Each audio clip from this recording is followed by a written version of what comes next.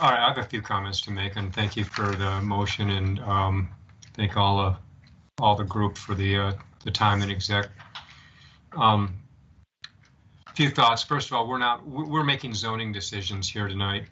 This is not a corporation commission rate hearing, and what we're doing is we're protecting the integrity of our existing ordinances and telling TEP that it's not okay to assume that the city is zoned industrial from end to end. What we're also doing is upholding the law. We have ordinances in place, and they're in place for a reason. And we are preserving the aesthetics of our neighborhoods, our entire community, and there's an economic benefit to the entire region when we do that. TEP has said recently that we changed the conversation when I introduced the gateway ordinance. That's simply false. TEP has referenced the gateway ordinance in some of their own public comments and some of their own public meetings. The gateway ordinance matters, and it says that utilities shall be undergrounded, but that's not the only one. We also have scenic routes, and the very same language exists in the scenic routes ordinances that we have in place. This is not a conversation simply about Campbell-Keno and how we get over to Banner UMC. The gateways that we have in place right now include Valencia, Oracle, South Tucson Boulevard, Alvernon, Golf Links, Kolb.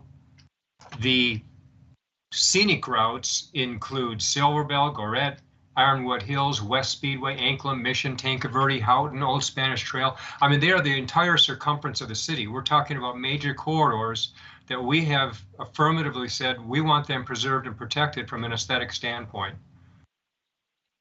Months ago, TEP did an evaluation of all the route options, and they threw out 5A explicitly for lots of good reasons, and Richard just read off some of them. And now today, in a very transparent effort to divide the neighborhoods and to divide this council, they threw it back on the table as their preferred option. A while back, it was their least favorite option, and now tactically is to their benefit. So I fully support taking it back off the table. One of the problems that Richard didn't mention is that the 5A slices through the university area plan. Every single one of the options slices through the university area plan. And the university area plan has some pretty specific language as well. It says the university area plan calls wherever possible to place utility and service equipment underground.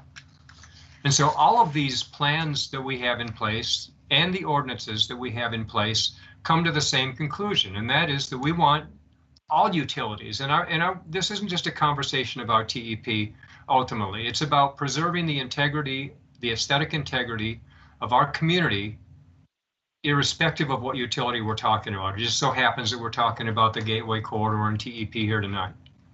Plan Tucson has some similar language about preserving the visual integrity of our neighborhoods.